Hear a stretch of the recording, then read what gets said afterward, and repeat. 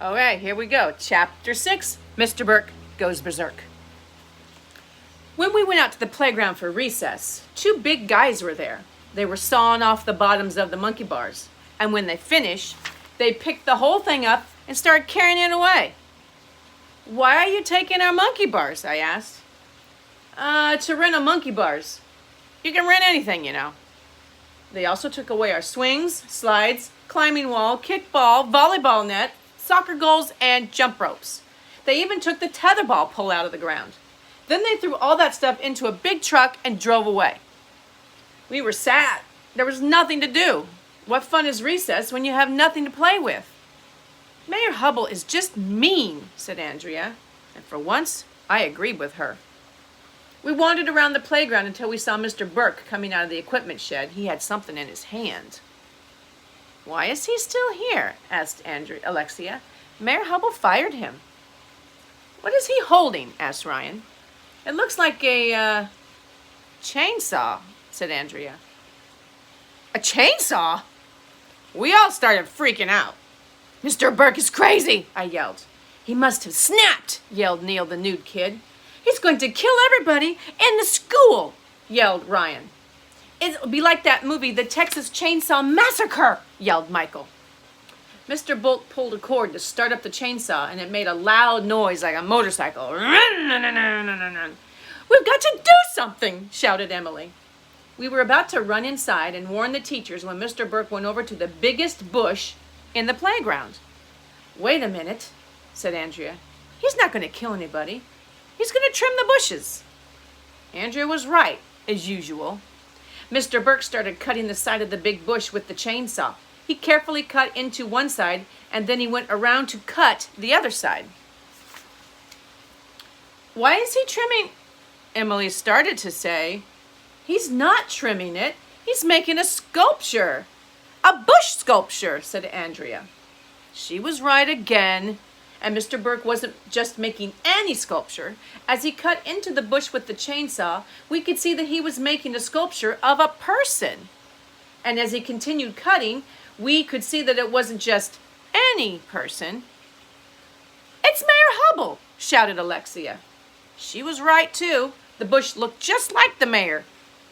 "Mr. Burke's weird," said Ryan. Andrea had on her worried face. So I knew she was going to say something about her mother being a psychologist. "I'm worried," she said. "My mother is a psychologist. She would say that Mr. Burke is obsessed with Mayor Hubble. He needs to move on with his life and get a new job." "I agree," said Emily. She always agrees with everything Andrea says. Mr. Burke put the finishing touches on his sculpture, and then he put the chainsaw back in the shed and came out with a shovel. "What's he doing now?" asked Ryan.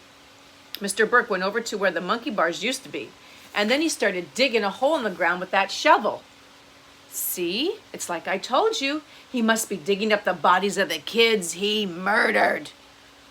"Arlo, stop trying to scare Emily," said Andrea. "I'm scared," said Emily. "Maybe he'll dig up some zombies," said Ryan. "They'll come back to life and chase us around the playground.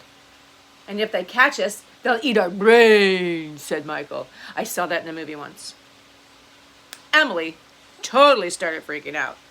"Zombies don't eat brains, dumbhead," said Alexia. "Cannibal zombies do," I said, "especially cannibal zombies from outer space." "Well, we've got to do something," said Emily, and then she went running away. Sheesh, what a crybaby. The rest of us kept watching Mr. Burke digging with the shovel.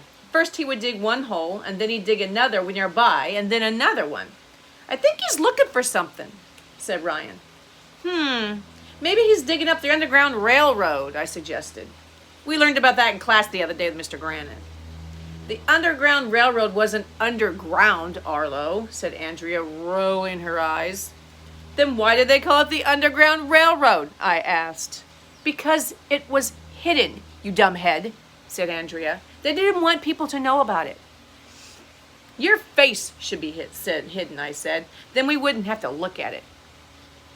"Oh, snap," said Ryan.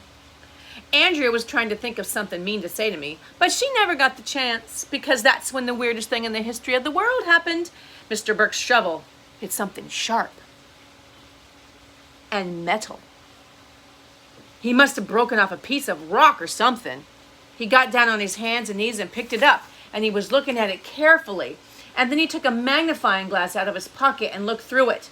He turned the rock over and over in his hand, and then he stood up and he yelled, "It's gold!" Chapter 7, Gold Fever. See you tomorrow. Bye, guys.